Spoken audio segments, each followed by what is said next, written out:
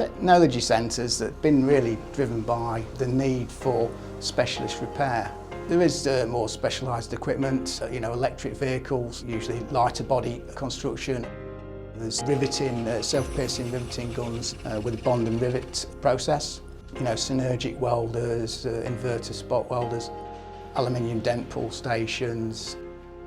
We've got the car aligner benches with the Carotronic measuring system, so we can make sure that vehicles go back to their manufacturer's specifications. We have 3 TecKnowlogy Centres currently, and obviously that will only grow with the demand. Technology in these vehicles is increasing, at a really fast pace. So we are continuously investing and improving and growing our technology brands.